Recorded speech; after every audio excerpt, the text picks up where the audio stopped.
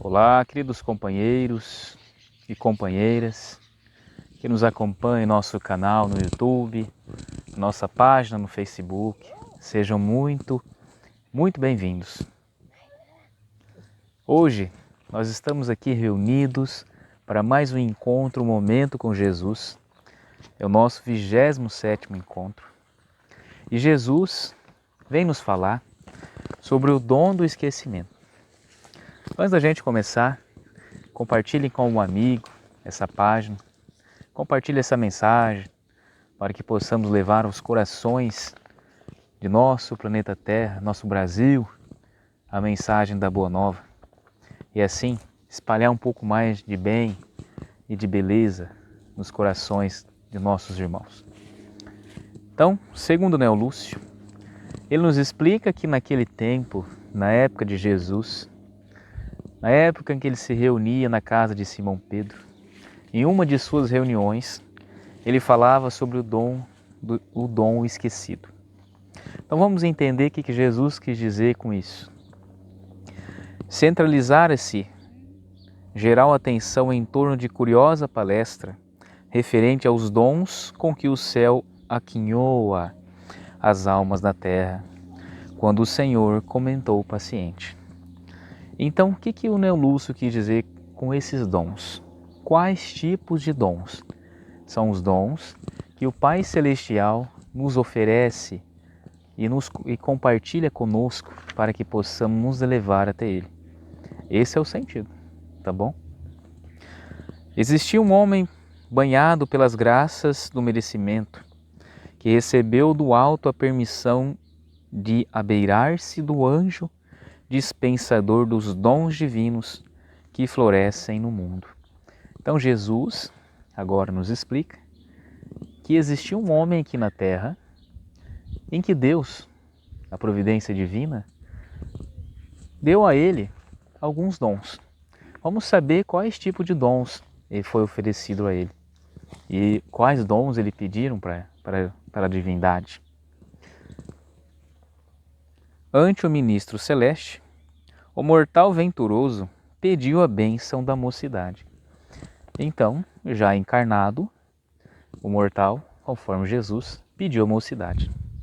Recebeu a concessão, mas em breve reconheceu que a juventude poderia ser força de beleza, mas também era inexperiência e fragilidade espiritual. E já desinteressado, voltou ao doador sublime e solicitou-lhe a riqueza. Então, esse querido irmão, que Jesus está nos relatando, a divindade disponibilizou um anjo do Senhor para que oferecesse a ele, porque ele tinha merecimento, alguns dons. Então ele pediu a juventude, foi concedido. Mas agora ele não quer mais, ele quer outra. E foi-lhe concedido também. Concediu-lhe então a riqueza. Vamos ver o que ele vai fazer com essa riqueza. Conseguiu a abastança e gozou a longo tempo. Todavia, reparou que a retenção de grandes patrimônios provoca a inveja maligna de muitos. Cansado-se da defesa laboriosa dos próprios bens, procurou o anjo e rogou-lhe a liberdade.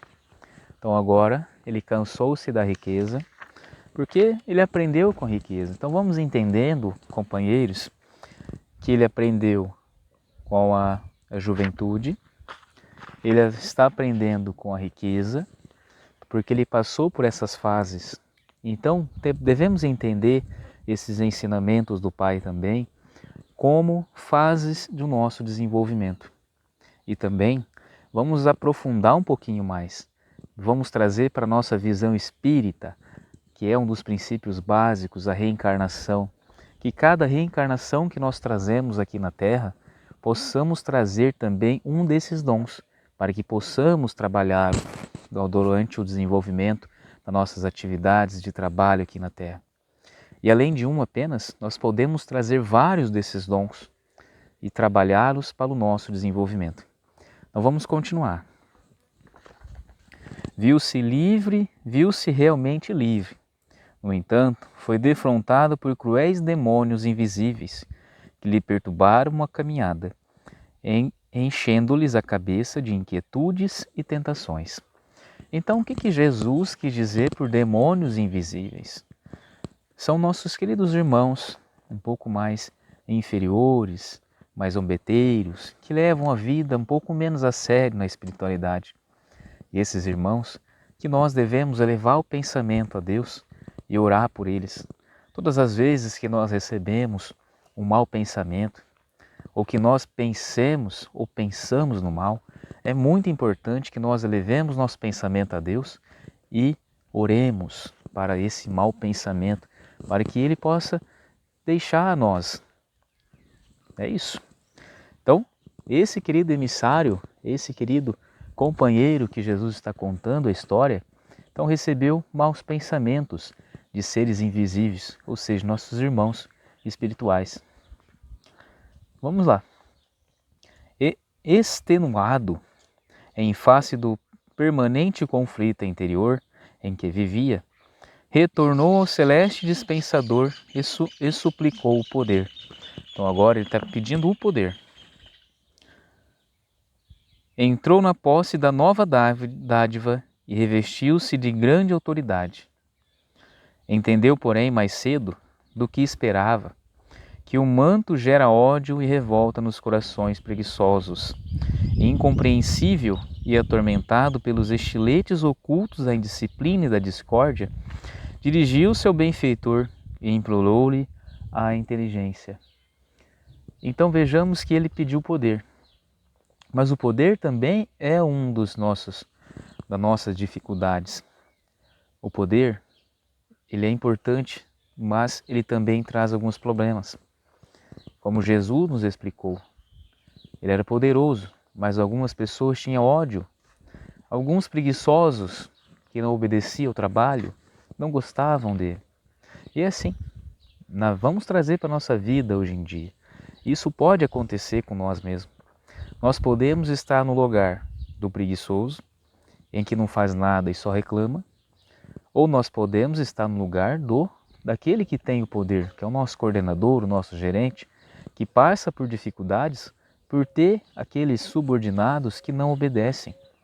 Então assim, se nós formos o subordinado, a pessoa que vai obedecer, possamos obedecer e até mesmo ajudar na administração, com serenidade e entendimento e bastante trabalho, porque é necessário trabalhar duro.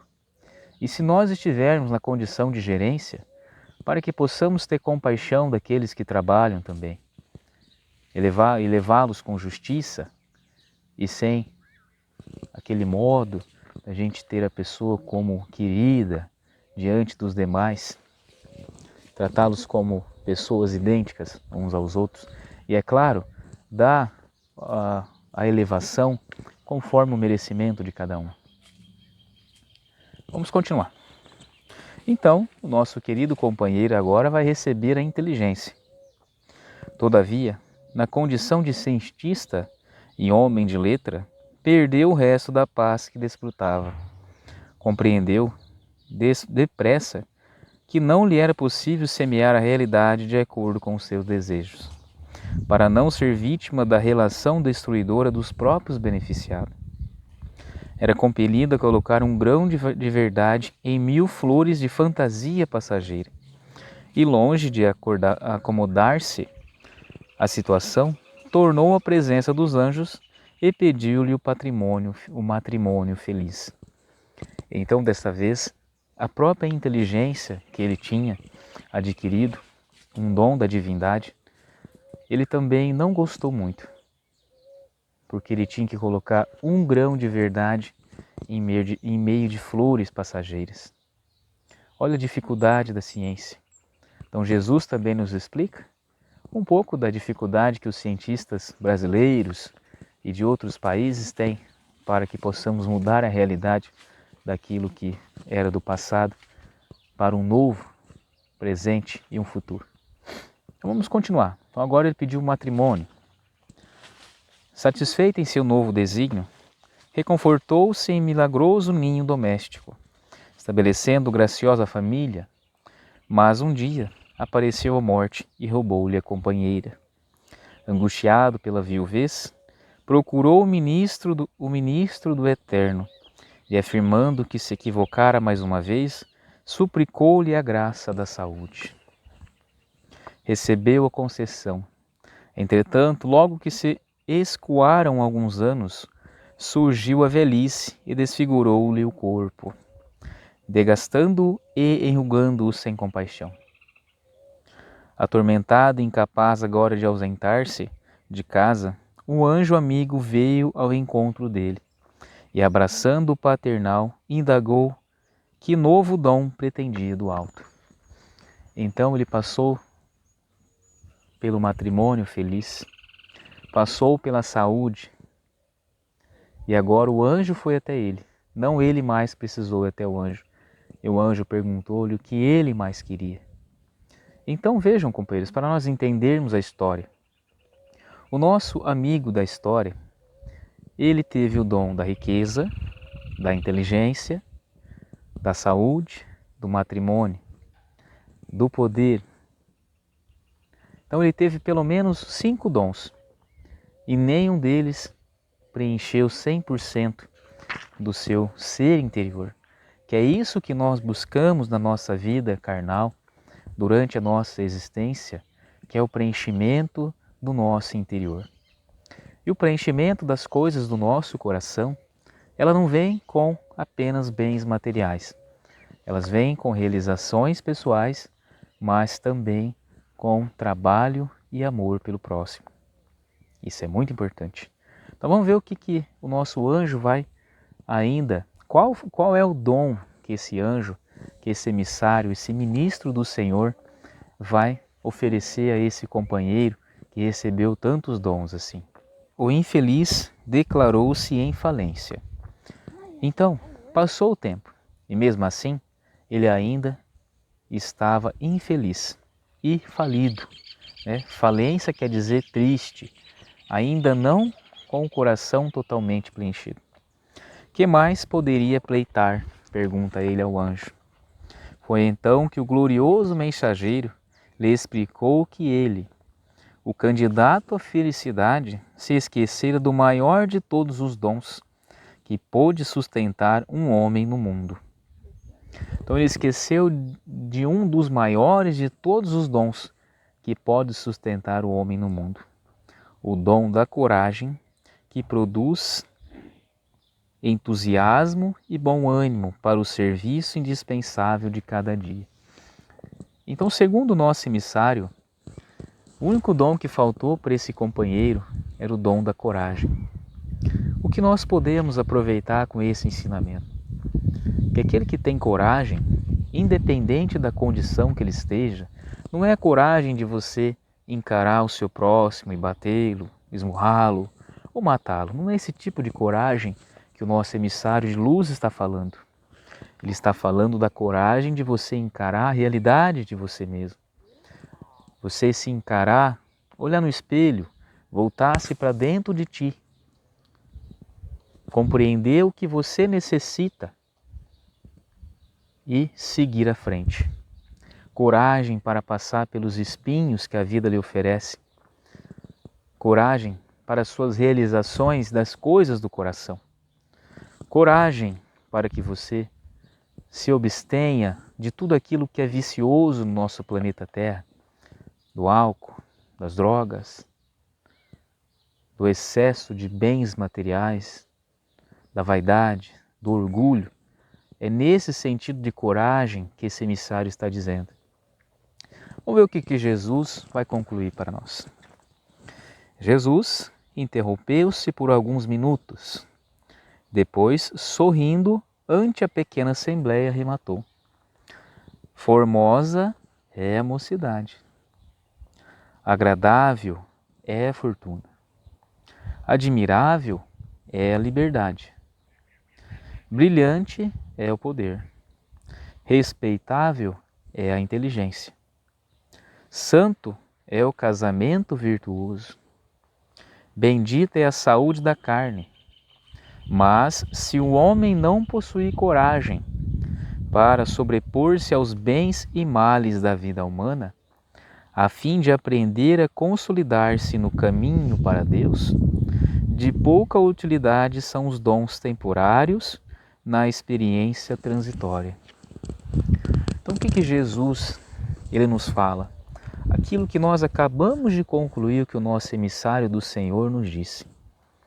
Nós estamos, queridos amigos, numa condição passageira. O nosso corpo, ele é perecível. A nossa saúde, em algum momento, ela vai se deteriorar. O nosso carro novo, ele é novo durante o primeiro ano dele. No segundo ano, vem uma nova versão. A nossa casa, ela é nova, ela é bonita. Talvez nos primeiros 3 anos, até a engenharia reconstruir uma nova arquitetura e trazer mais tecnologias. Então, observam conosco que essas coisas materiais que nós geralmente nos apegamos, elas são temporárias e passageiras. Que a nossa vida, ela é temporária e passageira.